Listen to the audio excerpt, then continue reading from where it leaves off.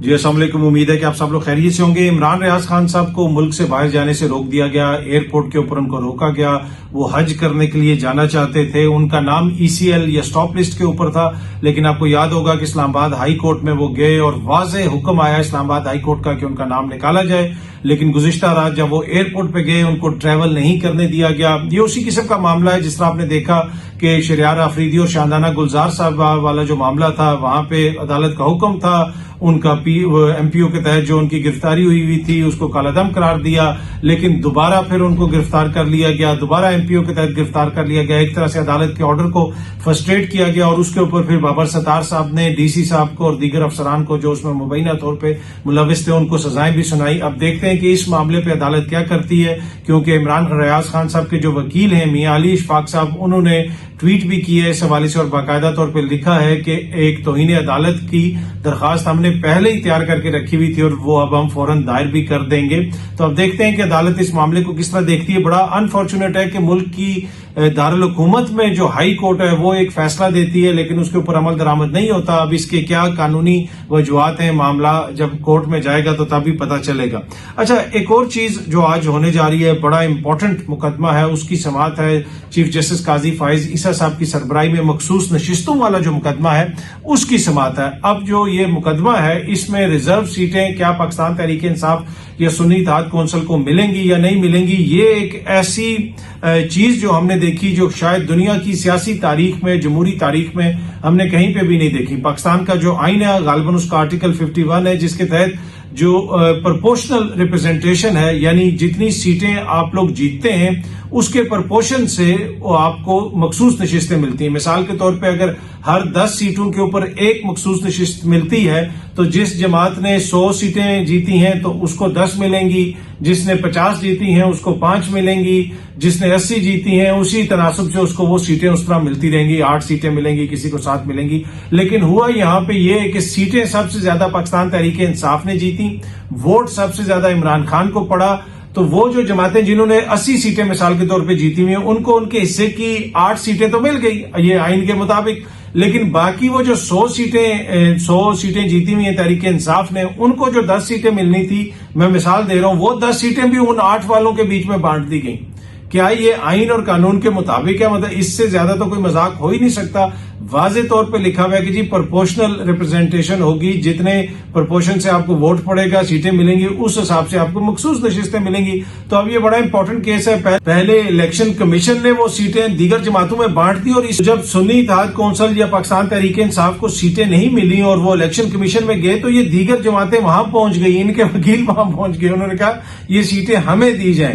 پھر اسی طرح جس طرح میں نے پہلے بھی عرض کی، پشاور ہائی کورٹ تک گئے، یہاں تک کہ جہانگیر جدون صاحب جو سینئر قانون دان ہے، ایڈوکیٹ جنرل بھی رہے اسلام آباد میں نون لیگ کے دور میں اور نون لیگ سے یہ ان کا تعلق ہے، انہوں نے مجھے یہ بتایا کہ جناب مجھے یہاں تک آفر کی گئی کہ آپ یہ مقدمہ لڑیں، مخصوص نشستیں ہمارے لیے لیں، تو انہوں نے کہا یار یہ آپ کی بنتی نہیں، اگر ان کو نہیں دی جاتی تو وہ ایک الگ بحث ہے، لیکن یہ کسی اور جماعت کو کیسے دی جا سکتی ہیں۔ ان کے بقول ان کو یہاں تک آفر کیا گیا کہ ایک مخصوص نشست پہ آپ کی اہلیہ کو ہم MNA بنا دیں گے، آپ یہ مقدمہ لڑیں۔ اب یہ نون لیگ کی جو قیادت ہے وہ ان کو یہ کہتی رہی کہ جناب مخصوص نشستوں کے اوپر آپ کی اہلیہ کو MNA بنا دیا جائے گا، یہ انہوں نے مجھے خود بتایا کہ اور آپ جو ہے یہ مقدمہ لڑیں۔ انہوں نے کہا یہ میں کیسے یہ مقدمہ لڑوں یار، یہ تو سیٹیں آپ کی بنتی نہیں ہیں۔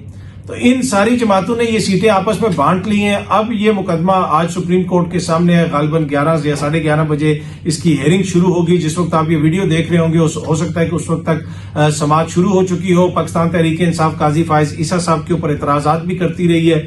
حالیہ دنوں میں آپ نے دیکھا کہ میڈیا میں بھی آ کے انہوں نے باتیں کی، کور کمیٹی کے اندر بھی باتیں ہوئیں۔ اب دیکھتے ہیں کہ وہ عدالت کے اندر کیا موقف لیتے ہیں۔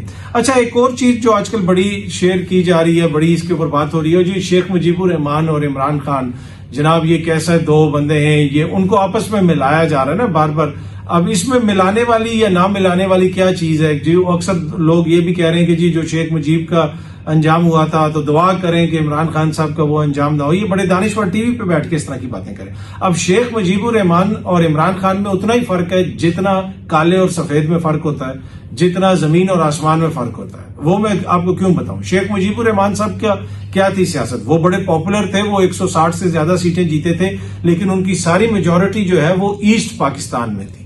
مشرقی پاکستان میں تھی، مغربی پاکستان میں ان کو سیٹیں اس طرح نہیں ملی تھیں. ادھر جو ہے بھٹو صاحب غالباً 80 کے قریب سیٹیں جیتے تھے. اور یہ میں نے آپ کو بات آج سے تقریباً 1.5-2 سال پہلے جب کوئی بھی اس پہ بات نہیں کرتا تھا، میں نے ایک ولاگ بنا کے آپ کے ساتھ شیئر کی تھی کہ یہاں پہ جو آپ کو بتایا جاتا تھا، مجھے بتایا جاتا تھا کہ بھٹو جیسی پاپولیرٹی آج تک کسی نے نہیں دیکھی.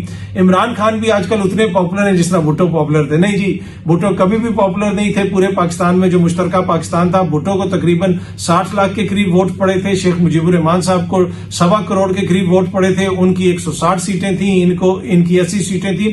اور یہ گزشتہ برس ہی میں نے آپ کو ایک بڑا تفصیلی ولاگ بنا کے یہ چیز آپ سے شیئر کی تھی.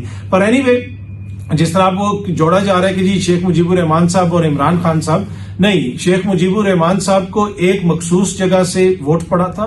ان کی جو ذات تھی وہ علیحدگی کا ایک سمبل بن گئی تھی کہ جناب ہم آپ سے علیحدہ ہیں. وہ پاکستان کو 2 لاکھ کرنے کے اندر ان کا بھی کردار تھا، دیگر قوتوں کا کردار تھا، جو سب کچھ ہوتا رہا وہ تھا. لیکن شیخ مجیب الرحمان صاحب کی جو پہچان تھی وہ ایک طرح سے جسے آپ کہہ سکتے ہیں کہ بنگالی ووٹ بینک کو ریپرزینٹ کرتے تھے. وہ ملک کو جوڑنے والی قوت نہیں تھے. دوسری طرف جو عمران خان صاحب ہے وہ واحد قوت ہیں پاکستان کے اندر جو ملک کو جوڑتی ہے. عمران خان صاحب سندھ میں بھی پاپولر ہیں، پنجاب میں بھی پاپولر ہیں، KPK میں بھی پاپولر ہیں، بلوچستان میں بھی پاپولر ہیں. وہ ہر ایتھنیسٹی میں پاپولر ہیں، ہر وہ مذہب میں پاپولر ہیں، ہر فرقے میں وہ پاپولر ہیں، ہر زبان بولنے جانے والوں میں وہ پاپولر ہیں، گلگت میں وہ پاپولر ہیں، کشمیر میں وہ پاپولر ہیں. تو عمران خان صاحب کی جو فگر ہے وہ پاکستان کو یونائٹ کرتی ہے. وہ پاکستان کی خدا نہ خواستہ اس کو تقسیم کو ابھارتی نہیں ہے. عمران خان کی سیاست اور شیخ مجیب الرحمان صاحب کی سیاست کو کبھی بھی آپ اس کا اس طرح موازنہ نہیں کر سکتے. ہاں، اس چیز میں موازنہ ہے کہ شیخ مجیب کو اس وقت جس جگہ سے مینڈیٹ ملا ان کے مینڈیٹ کا احترام نہیں ہوا. اور اسی طرح تحریک انصاف کہتی ہے کہ ان الیکشنز میں جو ہمیں مینڈیٹ ملا اس کا احترام نہیں کیا گیا. لیکن عمران خان کی جو سیاست ہے وہ ملک کو جوڑنے کی سیاست ہے. اور بڑے عرصے کے بعد ہم نے دیکھا کہ ایک ایسی سیاسی جماعت آئی اپنی زندگیوں کے اندر جس نے تمام صوبوں کے اندر جس کا ووٹ بینک ہے. خیبر پختونخوا میں وہ پاپولر ہے، پنجاب میں وہ پاپولر ہے. GT روڈ کے جو کہتے تھے کہ جناب ایک مخصوص جماعت کو ووٹ وہاں سے پڑتا ہے، لیکن پھر ہم نے دیکھا کہ کتنا ووٹ وہاں سے عمران خان صاحب کو پڑا.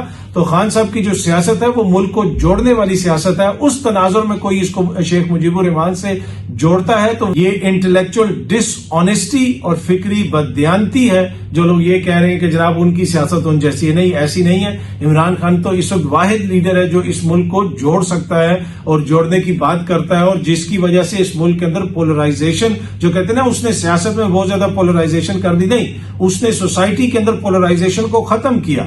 آج آپ دیکھیں تو شیعہ ووٹ بینک ہو جائے، سنی ووٹ بینک ہو جائے، کرسچن ہو جائے، دیگر مذاہب سے تعلق رکھنے والے لوگ ہو جائیں، ڈفرنٹ ایتھنیسٹیز کے لوگ ہو جائیں، وہ سارے آپ کو عمران خان صاحب کے ساتھ کھڑے ہوئے ملیں گے. بلکہ ایسا ایک خوبصورت اور مکسچر آپ کو نظر آتا ہے جس کی شاید ہی پاکستان کی یا بلکہ دنیا کی سیاسی تاریخ میں کوئی مثال نہ ملتی ہو. جو مذہبی رجحت پسند ہیں، جو مذہب پسند ہیں، وہ بھی عمران خان کے ساتھ ہیں. جو یہاں تک کہ جو سرخے تھے ماضی کے اندر، دہریے تھے، وہ بھی ان کو پسند کرتے ہیں.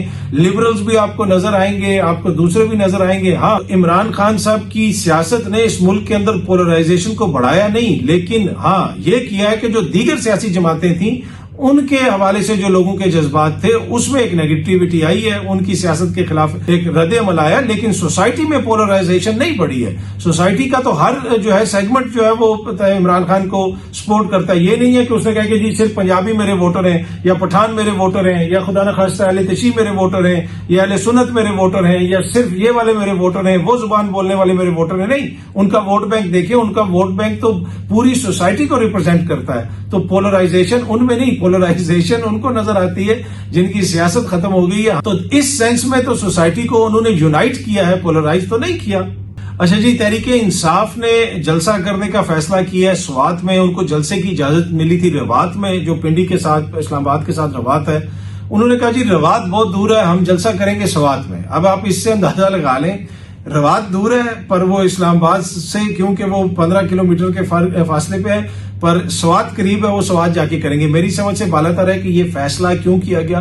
اگر آپ کو جلسے کی اجازت نہیں ملی اسلام آباد کے اندر لیکن روات بھی ساتھ ہے وہاں پہ جلسہ کر لیں. اور پنجاب کے اندر تو ووٹ بینک کو متحرک کرنے کے حوالے سے خان صاحب بار بار اپنی ٹیم کو کہہ رہے ہیں کہ جناب جلسہ کریں پنجاب کے اندر کریں, پر ادھر اگین ہم دیکھ رہے ہیں کہ ان کی قیادت نے فیصلہ کیا ہے کہ ہم روات میں جلسہ نہیں کریں گے, ہم سوات میں جلسہ کریں گے. تو یہ فیصلہ میری سمجھ سے بالاتر ہے, مجھے تو سمجھ نہیں آ رہا کہ یہ فیصلہ کس بنیاد کے اوپر انہوں نے کیا ہے. پر اینی وے ان کی جماعت ہے, ان لوگوں نے کرنا ہے جلسہ وغیرہ جدھر مرضی وہ کریں, پر یہ بڑا ایک مذائقہ خیز قسم کا ہے. روات تو ایک بڑی اچھی اپرچونٹی تھی کہ پورے پنجاب سے, لاہور سے, جی ٹی روڈ سے سارے لوگ آتے, ادھر کھاریاں, گجرات, جہلم, سوابا, دینا, اس طرف سے سارے لوگ آتے, ادھر پنڈی کی سائڈ سے جتنے اٹک ادھر سے سارے لوگ آتے جی ٹی روڈ کے اوپر, اور ایک ایسا بڑا جلسہ ہونا تھا کہ ایک واضح پیغام چلا جانا تھا. لیکن فار سم ریزن پارٹی قیادت نے فیصلہ کیا ہے جناب ہم روات میں نہیں کریں گے, ہم سوات میں جلسہ کریں گے. اچھا جی, یہ سامنے آپ خبر دیکھ سکتے ہیں, ایک نیوز کی خبر ہے. پہلے میٹرک کے امتحان کے پرچے لیک ہو رہے تھے, اب انٹر کا جو امتحان ہے اس کے پرچے لیک ہو رہے ہیں. سندھ میں جناب جو ہی امتحان ہوتا ہے ساتھ ہی پرچہ لیک ہو جاتا ہے, واٹس ایپ کے اوپر وائرل ہو جاتا ہے. آئی ڈونٹ نو اس کی کیا وجہ ہے, کیوں یہ معاملہ کنٹرول نہیں ہو پا رہا. اور پھر آپ دیکھتے ہیں کہ جناب وہاں سے جو پڑھ کے بچے آئے ہوتے ہیں ان کا تعلیمی معیار کیا ہوتا ہے.